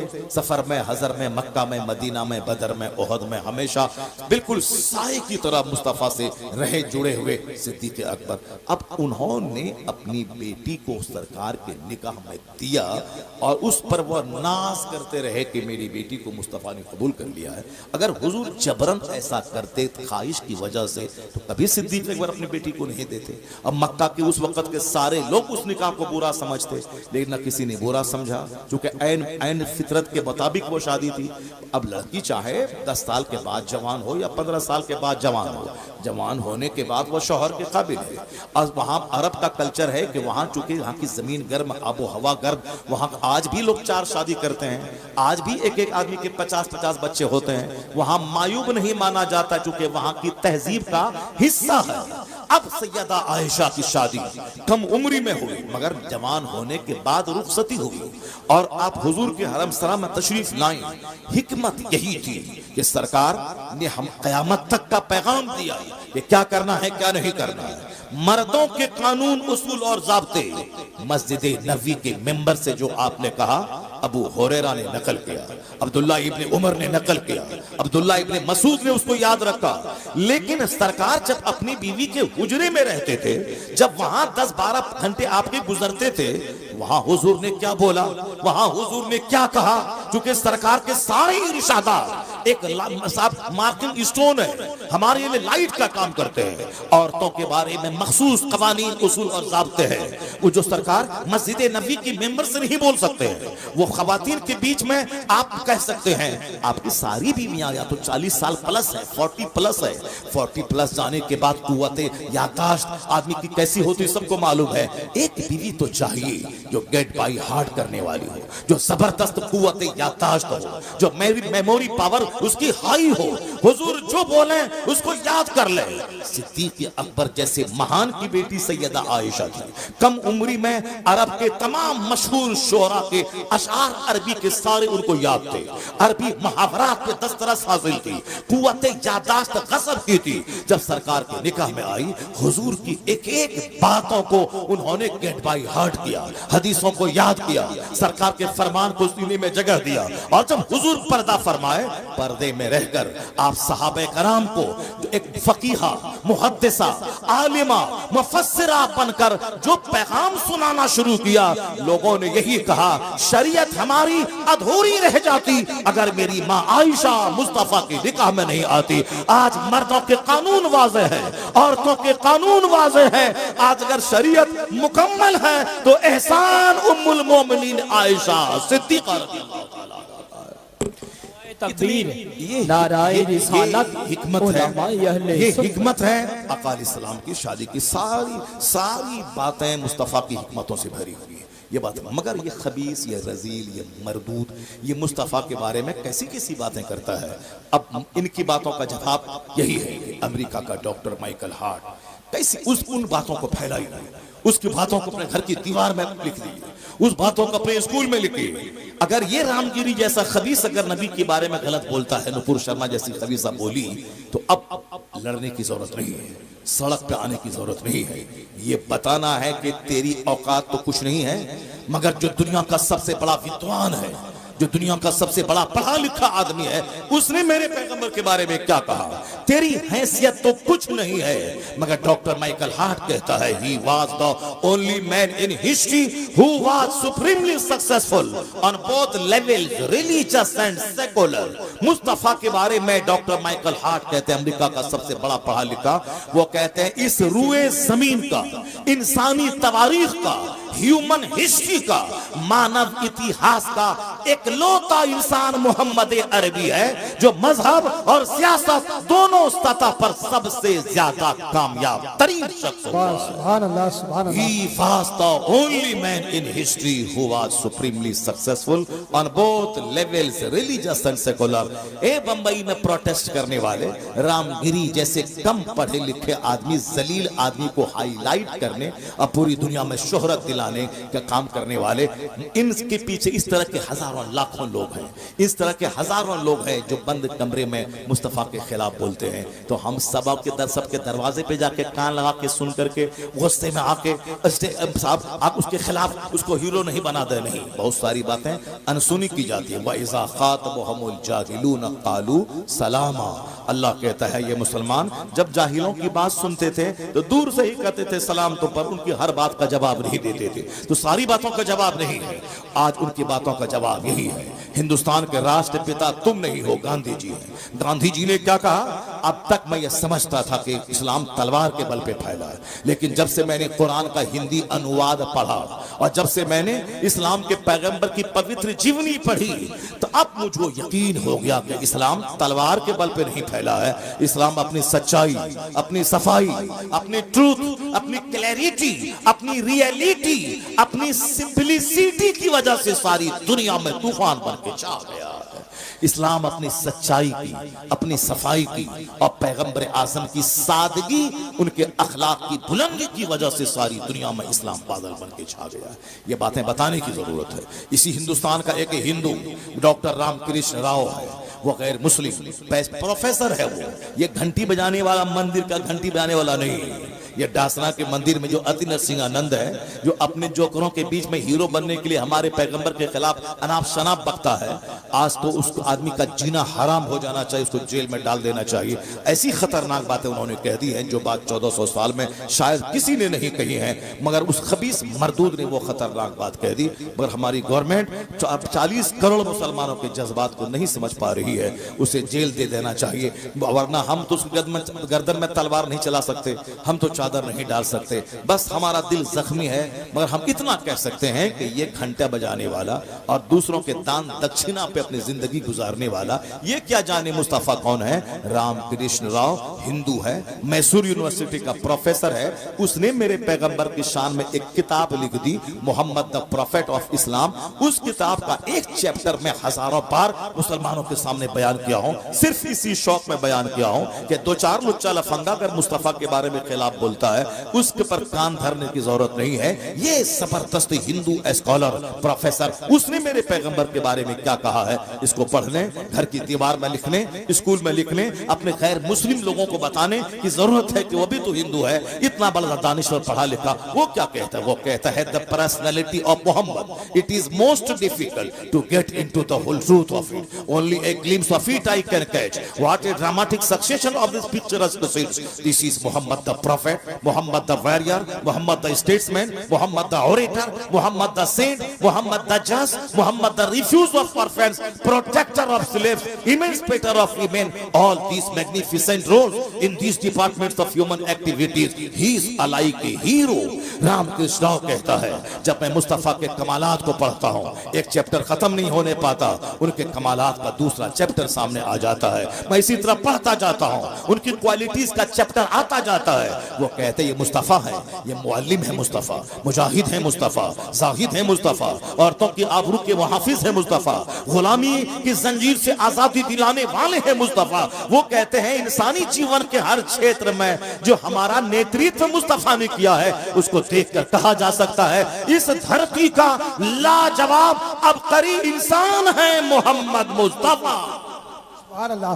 नारे तकबीर, नारे तकबीर, नारे रिसालत, इस तरह से मसलके आला हजरत, हजरत मुफ्ती बेशुमार बात है। इस तरह से जो हम आपके सामने हम गाहे बयान करते रहते हैं, और आज 20-25 साल से हम इस तरह की बातें बयान कर रहे हैं, लोगों को बता रहे हैं कि यूरोप का एक दानिश्वर बोला है, greatness of purpose, smallness of means and astounding result, if there are 3 criteria of human genius, who could dare to compare in modern with Muhammad in modern history. उन्होंने क्या कहा? वो यूरोप यूरोप का एक बड़ा पढ़ा लिखा आदमी वो कहता है कि एक आदमी को बड़ा होने के लिए जिन जिन क्वालिटीज की जरूरत है, जो क्राइटेरिया है किसी आदमी की को जांचने का, ये महानता को जांचने का जो क्राइटेरिया है, वो सारे क्राइटेरिया को ले आओ और जांचो और देखो कौन है जो मोहम्मद अरबी से बड़ा हो सके। वो कहते हैं all standard by which human greatness may be measured is anyone greater than he. All standard, सारा पैमाना, सारा मेयार, सारी कसौटी ले आओ जिस कसौटी पर एक महान आदमी को जांचा जाता है, उस कसौटी पे जांच पूरी इंसानी तारीख में मुस्तफा का जवाब नहीं मिलेगा, कोई जवाब नहीं मिलेगा। All standards bye which human greatness may be measured. ये बातें मैंने आप तक इसलिए पहुंचा दी क्योंकि अभी हिंदुस्तान का माहौल यही है, सारे मुसलमान दुखी हैं। दो चार आदमी ने जो बातें की हैं उसकी वजह से हर जिसके पास का सीना जिंदा है, दिल जिंदा है, वो अंदर से टूटा हुआ है कि क्या करे, कैसे लोग हैं। मैंने आपको बता दिया, एक दो आदमी के रजीलों के बोलने से घबराने की कोई जरूरत नहीं है, बल्कि एक बेशुमार बड़ा चैप्टर है जो दुनिया का बड़ा पढ़ा लिखा आदमी हमारे पैगंबर की तारीफ में रद्दुल लिसान रहता है। अल्लाह तबारक व तआला ने कहा है वरफ़अना लका ज़िक्रक, ए हबीब हमने आपका जिक्र बुलंद कर दिया है। अब जब अल्लाह ने बुलंद कर दिया है तो कौन मुस्तफ़ा के जिक्र को घटा पाएगा। इसलिए अमेरिका में मुस्तफ़ा का नाम, यूरोप के ऐवानों में मुस्तफ़ा का नाम, अगर हजार मुखालफत के बावजूद हर आदमी की ज़बान पे मुस्तफ़ा का नाम वक्त गुजरता जा रहा है। आला हजरत की ज़बानी अगर हम कह दें, ये कह सकते हैं अर्श पे ताज़ा छेड़छाड़, फर्श पे तुरफा धूमधाम, कान जिधर लगाइए तेरी ही दास्तान है, कान जिधर लगाइए तेरी ही दास्तान है। क्या मौलाना साहब, हाँ चलिए ठीक है, मेरा भी टाइम पूरा हो गया, 1 घंटा से ज्यादा हो गया, मगर अब 2-3 बातें सरकार गौसे आज़म रज़ी अल्लाह तआला अन्हु के ताल्लुक से मैं आप तक पहुँचा देता हूँ। चूँकि ये वक्त की ज़रूरत थी, हिंदुस्तान के हालात का तकाजा था, नौजवानों के बूझते हुए दिलों को मैंने एक चिंगारी दी है, रोशनी का सामान पैदा किया है। मैंने मुसलमानों की साहब उसके हौसला जो पस्त हो रहा था उसको मैंने जवान करने, उसको हौसला देने की मैंने कोशिश की है। NRC के टाइम में भी जब मुसलमान सारे के सारे परेशान थे, उस वक्त भी मैंने एक बयान दिया था और मैंने कहा था चाहे कुछ भी कर ले, नाचे गाएं कूदें, इस्लाम का नाम दबने वाला नहीं है। इस्लाम को वो क्वालिटी मौजूद है, चाहे कोई भी दुश्मनी करे, ये वो दरख्त है जितना भी काटोगे हरा होता चला जाएगा। उस वक़्त में आबादी कितनी थी और आज 40 करोड़ की आबादी हिंदुस्तान में कलमा पढ़ने वालों की है। ये बोखला की ये बोलता है कि वो दासना का वो घंटी बजाने वाला, वो बोखला के बोलता है कि सारे हिंदू ढेर बच्चा पैदा करो, ढेर बच्चा पैदा करो। इस पागल है क्या ये? पहले बोलता है हम दो हमारे दो, आबादी ढेर बढ़ रही है, आबादी ज़्यादा हो रही है, मसला हो जाएगा खड़ा रोज़ी रोटी का, इसलिए अब बच्चा कम पैदा करो। और आज हमारी दुश्मनी में कहता है कि ढेर बच्चे पैदा करो, ढेर बच्चे पैदा करो। ढेर बच्चे पैदा करने से क्या होगा बंदे? सारी दुनिया का खुदा है जो अपने महबूब का नाम इतना ऊंचा किया है कि कोई दुनिया का हादसा मुस्तफ़ा के नाम को घटा नहीं पाएगा। एक नाम ये मोहम्मद है जो बढ़कर घटा नहीं, वरना हर एक उरूज में पिन्हा ज़वाल है, हर उरूज में पिन्हा ज़वाल है, मगर एक नाम ये मोहम्मद है जिसको कोई सवाल ही नहीं है। अभी अगर दुनिया 10,000 साल और बाकी रहेगी तो 10,000 साल में मुस्तफ़ा का कलमा पढ़ने वाला अभी 200 करोड़ है। अगर दुनिया 10,000 साल 2,000 साल और आगे बढ़ी, यह 200 करोड़ की तादाद 1,000 करोड़ में बदल जाएगी। और मुझे यकीन कामिल हासिल है, चूँकि अल्लाह ने महबूब का जिक्र इतना बुलंद किया है कि बाद अज खुदा बुजुर्ग तो ही किस्सा मुख्तसर, अल्लाह के बाद अगर कोई सबसे बड़ा है मुस्तफ़ा की ज़ात गिरामी। सरकार गौसे आज़म की कहानी बहुत सुने होंगे आप। गौसे आज़म 12 साल की डूबी कश्ती निकाल दिया, गौसे आज़म ने मरी हुई मुर्गी को जिंदा कर दिया। ये करामत ही हम लोग सुनते रहते हैं। गौसे आज़म की ज़िंदगी से नूर मिलता है, गौसे आज़म की ज़िंदगी से हौसला मिलता है। गौसे आज़म की ज़िंदगी से हौसला कैसे मिलता है? हुजूर की ज़िंदगी की एक चैप्टर जो मैं बयान करना चाह रहा था, बातें इधर चली गई, तो अब एक चैप्टर में बयान करता हूँ। आज हमारे घर में कोई बच्चा मर जाता है, जरा गौर कीजिए, समाज का हाल देखिए, कहाँ हम हैं।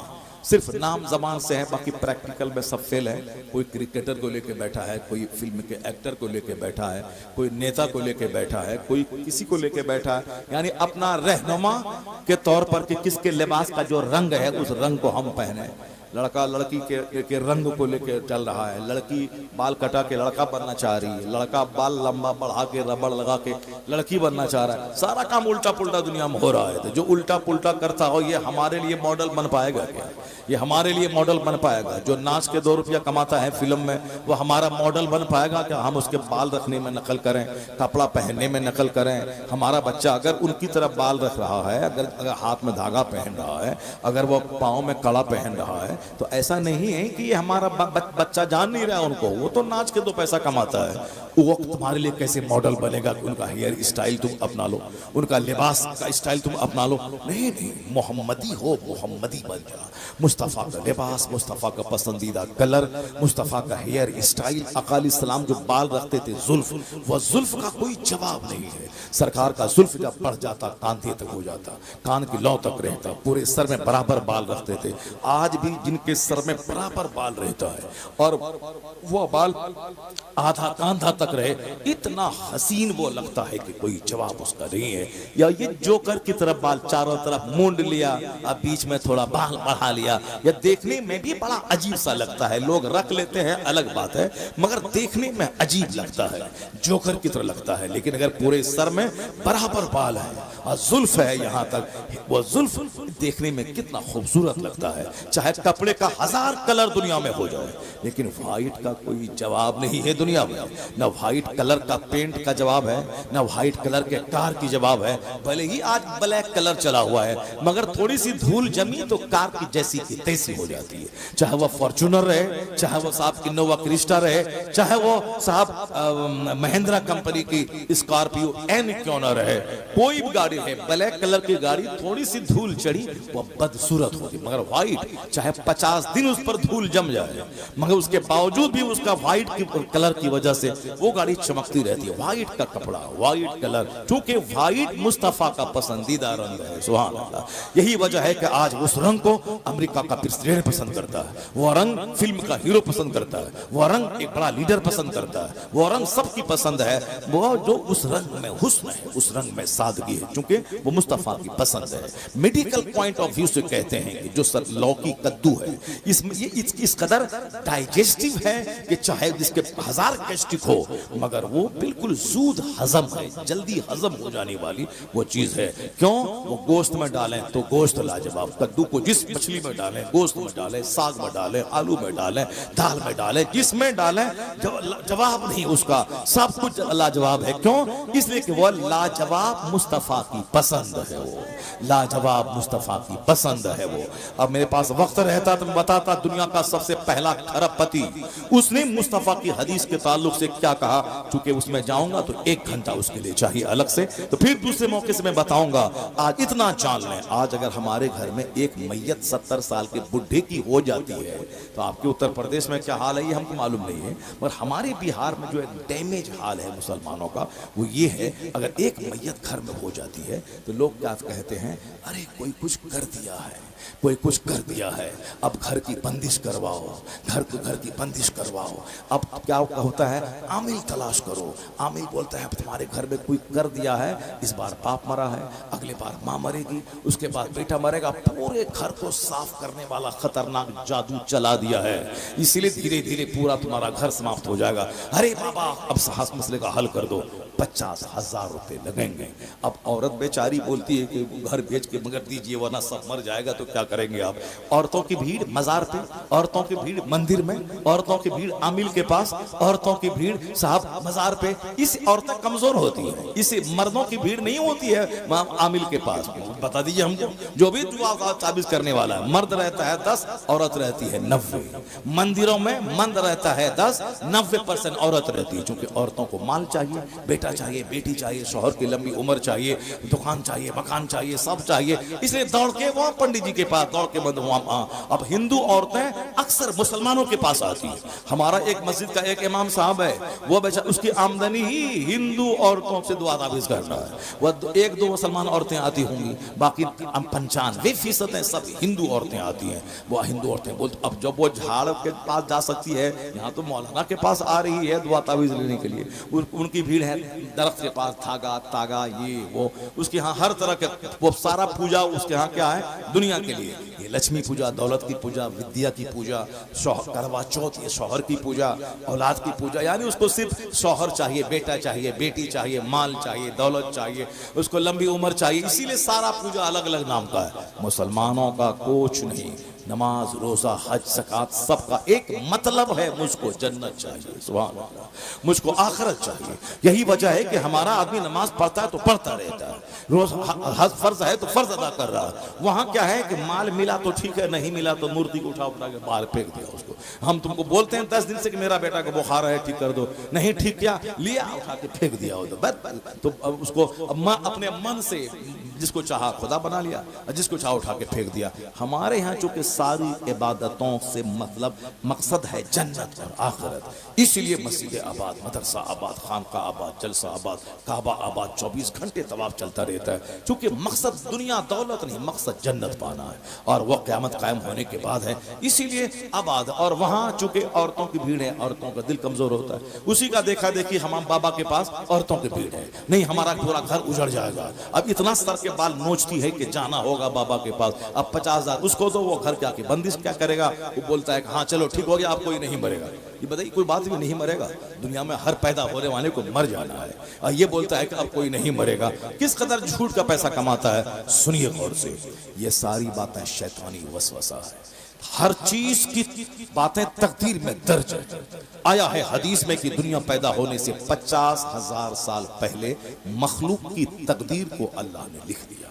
कौन कहाँ मरेगा, कौन कितनी रोजी पाएगा, हम लोगों को सिर्फ तदबीर करनी है। जो अल्लाह ने कहा है जमीन में फैल जाओ, मेहनत मुशक्कत करो, पढ़ो लिखो, तो हमको पढ़ना लिखना है, मेहनत करना है, खेत में दाना डाल देना है। बाकी एक दाने के बाद कितना दाना निकलेगा ये अल्लाह का काम है, हमारा काम है दाना डाल देना। फिर वो दाना सड़ जाता है, फिर वहां से एक पौधा निकलता है, उसमें 70 बालियां निकलती हैं, एक एक में 10-10 दाने होते हैं। हम दाना एक डाले, अल्लाह 700 दे दिया।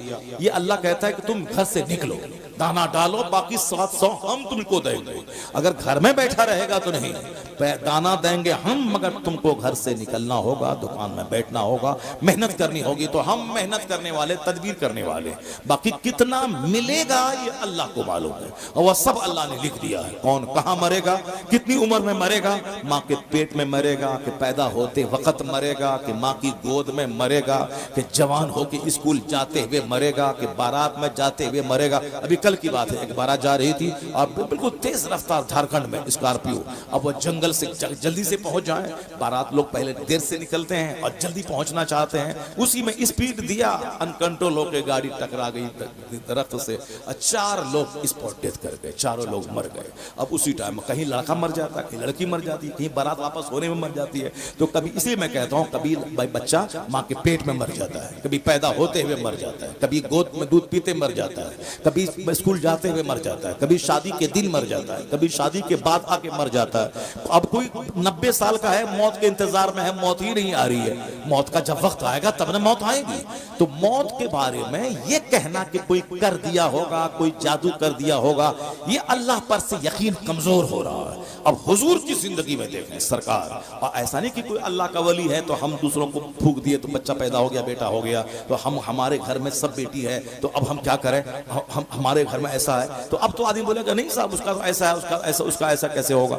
ये सारा मॉडल नबियों में है। एक नबी है जिसके पास सिर्फ बेटा है, दूसरे नबी है लूत अलैहिस्सलाम जिसके पास सिर्फ बेटी है। नबी से बड़ा कोई पसंदीदा मखलूक नहीं अल्लाह के नजदीक। नबी जो होता है वो सबसे ज्यादा मोहतरम अल्लाह के नजदीक नबी होते हैं, और नबी मुझसे वो दावत होते हैं, जो दुआ करे सब दुआ कबूल होती है। मगर चूंकि नबी लोगों के लिए मॉडल होते हैं, तो एक नबी है जिसके पास सिर्फ बेटा, इब्राहिम अलैहिस्सलाम, उनके पास सिर्फ बेटा, इस्माइल अलैहिस्सलाम, इसहाक अलैहिस्सलाम सिर्फ बेटा है, लूत अलैहिस्सलाम सिर्फ बेटी है, आपके पास बेटा नहीं है। जनाब ईसा अलैहिस्सलाम के पास कोई औलाद नहीं, आपने शादी ही नहीं की। और हमारे पैगंबर के पास 4 बेटियां और 3 बेटे आपको हो गए। 4 बेटियां, बेटा बेटी दोनों मेरे मुस्तफा को हैं। और उस पहले पैगंबर किसी के पास सिर्फ बेटी, किसी के पास सिर्फ बेटा, और किसी पैगंबर के पास कोई औलाद नहीं। इसी को कुरान में कहा गया वो अल्लाह है। जिसे चाहता है मर्द औरत दोनों देता है, जिसे चाहता है सिर्फ लड़का देता है, जिसे चाहता है सिर्फ लड़की देता है, जिसे चाहता है कुछ नहीं देता है, बांझ कर देता है। तो सब कुछ करने वाला अल्लाह है। ये यकीन घटा, कमजोर हुआ। अब बुढ़ा भी मरता है तो घर की बंदिश का ख्याल आता है, किसी के जादू टोना करने का ख्याल आता है। अल्लाह पर यकीन कमजोर हुआ, खरबों कमाले चेहरा काला रहेगा। अब देख मुस्तफा से बड़ा कौन है? मुस्तफा का अपना बेटा हुजूर की गोद में इंतकाल कर गया। सरकारे दो जहां की आंख आंसू बहा रही है, मगर हुजूर ने क्या कहा? ए इब्राहिम, आपके बेटे का इब्राहिम था, जबकि हुजूर बहुत प्यार करते थे उससे, घंटों गोद में लेके रखते थे, उसे प्यार करते, पेशानी चूमते। और जो औरत दूध पिलाती थी उनके घर में जाते थे, उनका घर में लोहे का कारोबार होता था। सरकार नफीस तबीयत के मालिक थे, मगर उसी धुएं में बहुत देर तक बैठकर अपने बेटे से प्यार करते थे और फिर वहां से अब आ जाते थे। इतनी मोहब्बत थी, मगर इंतकाल हो गए। इंतकाल के बाद हुजूर ने नहीं कहा कि फूंक मारा ताकि जिंदा हो जाए दोबारा, नहीं नहीं, बल्कि मुस्तफा क्या कहते? ए इब्राहिम, मैं तेरी जुदाई से मगमूम हूं, मैं मगमूम हूं, मैं गम है और आंख आंसू बहा रही है। वह तब की आईनी, मेरी आंख आंसू बहा रही है, मैं तेरी जुदाई से मगमूम हूं, मगर मैं ऐसा कुछ नहीं कहूंगा जिससे मेरा खुदा नाराज हो जाए। मेरा दिल अल्लाह के फैसले पर मुतमईन है। आंख आंसू बहा रही है, आंख आंसू बहाए, कोई गुनाह नहीं है, और मेरा दिल मगमूम है, मगर जबान से ऐसा कुछ नहीं कहूंगा जिससे मेरा खुदा नाराज हो जाए। अल्लाह का जो फैसला है मैं उस पर राजी हूं। जब मुस्तफ़ा जाने रहमत, जो मुर्दों को जिंदा करने वाले, उनका अपना बेटा जब इंतकाल कर गया, और तो फिर हमारा बेटा अगर मर जाए, हमारे बाप अगर मर जाए, तो फिर 10 दरवाजे पे जाके दुआ तावीज़ करवाना, रोना पीटना, सर के बाल निचोड़ नोचना, गरीबान फाड़ना, फिर 10 दिन के बाद इत्मीनान होकर के लगा जैसे कोई माँ ही नहीं मरी, कोई बेटा ही नहीं मरा। ये सब्र नहीं है। काफिरों को भी सब्र हो जाता है 10 दिन के बाद। इन्नमा सब्र इंद सदमतिल ऊला, सब्र है जब मुसीबत का पहला झटका आता है। The true patience only when the calamities first strike, यानी जब मुसीबतें, कैलेमिटी, सफरिंग्स, डिफिकल्टीज जब हमला करती है, तो ट्रू पेशेंस, सच्चा सब्र है कि उसके पहले झटके के वक्त में सब्र किया जाए। वरना रोने पीटने की बात तो सबको सब्र हो जाता है बाद में, पहले अल्लाह को गाली बक दिया, ऐसा नहीं करना चाहिए, और फिर बाद में कान पकड़ के तौबा करके सब्र हो जाता है। तो ये नहीं है कि मुसीबत देख के कुफ्र भाग जाए। मुस्तफ़ा से जितनी मोहब्बत पुख्ता होगी तो हुजूर की जिंदगी से नूर हासिल होगा। कि जब नबी का अपना बेटा इंतकाल किया और हुजूर फैसले पे मुतमईन रहे, कुछ नहीं कहा, तो हमारे घर में भी कोई मैयत होती हो तो हमें तकदीर पर राजी रहना चाहिए। और ये मुस्तफ़ा से नूर सबसे ज्यादा हासिल किया कौन? सरकार गौसे आज़म रज़ी अल्लाह ताला।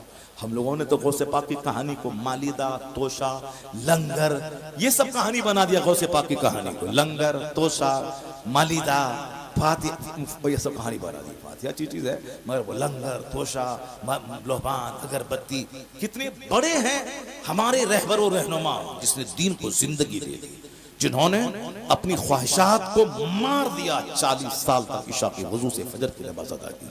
वो हमारे गौसे आजम, आलिम, फाजिल, मुफ्ती, कारी सब बने। 25 साल दरियाओं में दरख्त के पत्तों को खाकर आपने अल्लाह की इबादत की। ये सारी बातें छोड़ करके वो कश्ती डूबी, ये वो लेके बैठे, करामत लेके बैठे। उनका कैरेक्टर, उनकी इस्तिकामत, उनका नूर निकली। अब जरा इसी ताल्लुक से सुनिए, गौसे आजम तकरीर कर रहे हैं। 70,000 का मजमा होता था, 400 मौलाना तकरीर नोट करने के लिए महफिल में होते थे। 400 मौलाना दवात कलम लेकर तकरीर को नोट करने वाले रहते थे। 70,000 का मजमा होता था, कई डेड बॉडी मजलिस से निकलती थी। गौसे आजम तकरीर कर रहे हैं, एक शख्स आके बोला, हुजूर आपके बेटे का इंतकाल हो गया है। आपने कहा इन्ना लिल्लाहि व इन्ना इलैहि राजिऊन। तकरीर चालू है। ये बताइए हमारे जैसा आदमी कर पाएगा? ऐसा कोई कर पाएगा? नहीं नहीं। जहाँ मरने की खबर मिलेगी तो आदमी तो खुद ही मर जाता है, जो आदमी बहुत कमजोर किस्म का आदमी, बेटे की मौत की खबर सुनने के बाद। गौसे आजम तकरीर चालू है कि फिर थोड़ी देर के बाद किसी ना के बोला, हुजूर जनाजा तैयार है। आप मेंबर से नीचे उतरे, नमाज पढ़ा दी। किसी दिन कहा, हुजूर बच्चे के मरने के बाद तो माँ बाप का सीना गम से चूर हो जाता है और आप पर कोई असर मौत का आपके बेटे का नहीं हुआ। गौसे आजम ने 4 शादी की थी, 49 औलाद, 49 औलाद। हम लोग एक बीवी में मार था, तलाक, तकरार, साहब छोड़ा छोड़ी, पंचायती सब एक बीवी में, और यहाँ 4 शादी की, कोई लड़ाई नहीं। 2 बेटे में कॉप्टी, ऑपरेशन, एबॉर्शन, दवाई, इंजेक्शन, ताकि हमल ना ठहरे। जब हमल ठहरने का इतना डर है तो ये भी तो कर ले कि हम 5 महीने तक बीवी के पास नहीं जाएंगे, इस पर कंट्रोल नहीं। कॉप्टी, इंजेक्शन, एबॉर्शन, मेडिसिन, जब औलाद से डर है तो फिर सोबत क्यों करता है? सोबत मत करो, एक साथ रहो, सोबत मत करो। इससे सोबत भी करता है और औलाद से भी डर है, जबकि यकीन कमजोर हुआ इसीलिए से। अब कॉप्टी, इंजेक्शन, ये गौसे आजम को 49 औलाद, मगर कभी चेहरा आपका हल्का नहीं हुआ कि बच्चों को कहां से खिलाएंगे, क्योंकि आपको मालूम था वमन यतवक्कल अलल्लाह फहुव हस्बुह, जो अल्लाह पे भरोसा करता है अल्लाह उसके लिए काफी हो जाता है। अल्लाह पर यकीन कमजोर हुआ, करोड़ों कमाने के बाद भिखारी। अल्लाह पर मजबूत यकीन था, एक धूर जमीन नहीं है, फिर भी चेहरा बादशाहों जैसा खिला रहता था और अल्लाह रोजी सबको देता था। मालिक तो अल्लाह ही है, बंदा क्या करेगा? कुछ नहीं कर। बंदा तो एक नापाक कतरे से पैदा हुआ है, कमजोरी का पुतला है, ये क्या कर सकता है? जरा गौर से सुनिएगा। गौसे आजम से कहा, हुजूर बच्चा के मरने के बाद तो लोग परेशान हो जाते हैं, आपके बच्चे के मरने की खबर मिली, इन्ना लिल्लाहि व इन्ना इलैहि राजिऊन, जनाजे की नमाज आपने पढ़ा दी, आखिर ये क्या है? समझ में नहीं आया। गौसे आजम का जवाब सुनिए। गौसे आजम के इस जवाब से हमारे लिए नूर है, हमारे लिए रोशनी है। बुजुर्गाने दीन इसीलिए होते हैं ताकि उनकी जिंदगी बयान करके हम अपनी जिंदगी को चमकाएं, मुसीबतों में ढारस बंधाने के लिए उनसे रोशनी हासिल करें। इसीलिए मुस्तफा ने कहा था, मैं कब्रों की ज़ियारत से तुझको रोका था, अब कहता हूं जाओ कब्र की ज़ियारत करो। क्यों? इसलिए कि ताकि आखिरत की याद आएगी, दुनिया की चाहत घटेगी। कुन्तु नहैतुकुम अन ज़ियारतिल क़ुबूर, मैंने तुमको उस खबरों की ज़ियारत से रोका था, मगर अब कहता हूं फज़ूरूहा, ज़ियारत करो। क्यों? फ़इन्नहा तुज़हिदु फ़िद दुनिया व तुज़क्किरुल आखिरा, इसलिए कि कब्रों की ज़ियारत से आखिरत याद आएगी, दुनिया की चाहत घटेगी। और हमने क्या सलूक किया कब्र के साथ? मिन्नत का धागा, मिन्नत का ताला, मिन्नत का लोहमान, मिन्नत का ये। वहां जिसने दुनिया की चाहत घटाने के लिए हुजूर ने कहा था कि जाओ वहां, और दुनिया पाने के लिए मज़ारात पे भीड़ लगी। मस्जिदें वीरान हैं, मज़ार पे 5 करोड़ लोग हैं, वो सब के सब दुनियादार हैं, माल के लिए अजमेर गए हैं। वरना अगर जन्नत के तलबगार होते तो मस्जिद में आते, मस्जिद में 5 टाइम नमाज पढ़ते। मज़ार पे क्यों गए? मज़ार पे गए, दुनिया चाहिए, मटेरियल माल चाहिए। वहां जाने के बाद मुराद पूरा, सब दुनियादार हैं जो मज़ारों पे भीड़ लगाते हैं, बाकी जो दीनदार है वो तो मस्जिदों में भीड़ लगाते हैं। अब फुर्सत मिली तो कभी, और दुनिया की चाहत खटाने के लिए अल्लाह के वली के आस्थाने पे दूसरे वक्त में जाके हाजिरी देते हैं। गौसे आजम ने क्या कहा? बस सुनिए गौर से, तकरीर खत्म। सरकार गौसे आजम ने कहा कि सुनो जी, हमारे घर में जब भी कोई बच्चा पैदा होता है, मैं ये समझ लेता हूं कि हर पैदा होने वाला मरने के लिए ही पैदा होता है। सुभान अल्लाह नहीं बोलेंगे आप लोग? आप लोग तो ऐसे खामोश सुन रहे हैं जैसे वो 4 घंटा तकरीर करना पड़ेगी हमको। माशाअल्लाह, क्या बात है, जबरदस्त जबरदस्त जबरदस्त। मगर चूंकि मेरे पास टाइम है नहीं, इसलिए मैं अभी भी मैं लेट हो रहा हूँ। अभी मैं 5 मिनट भी ज़्यादा लेट अगर मैंने किया, 1:06 हो गए, हमको पहुँचना ज़रूरी है वहाँ पे। फिर भी 1.5 घंटा तो बोल ही चुका हूँ, मगर 1.5 घंटा बोलने से यहाँ सुकून नहीं मिलता है। जब तक 2, 2.5, 3 घंटा ना हो तब तक तो मज़ा नहीं मिलता है। मगर आज चाहे सुकून मिले ना मिले, मुझको अभी फौरी छोड़ देना है। अब बस इसी आखिरी पॉइंट, बहुत बड़ा पॉइंट, ज़बरदस्त पॉइंट। दुआ तावीज़ करने वाला करोड़ों में खेल रहा है, बुखारी शरीफ पढ़ाने वाला बेचारा 10,000 में लटका हुआ है, जबकि करोड़ों में इनको खेलना चाहिए जो हदीस रसूल पढ़ा रहा है। मगर चूंकि यहाँ दुआ तावीज़ नहीं है, इसलिए अब वहाँ जाहिल जो तावीज़ लिखना भी नहीं जानता है, साहब कार पे चल रहा है, तो कौन बुखारी शरीफ पढ़ेगा? 8 घंटे दिमाग जलाएगा। चलो तावीज़ लिखने के लिए सीखो, ट्रेनिंग करो और जगह पे जगह दुकान खोलो और झूठ का कारोबार करो। जादू है, काला जादू है, कुछ नहीं है। जब तक झूठ नहीं बोलेगा पैसा नहीं मिलेगा, इसलिए झूठ बोलो, पैसा कमाओ, मरने के बाद जहन्नम जाओ, औरतों से बेवकूफ बनाओ।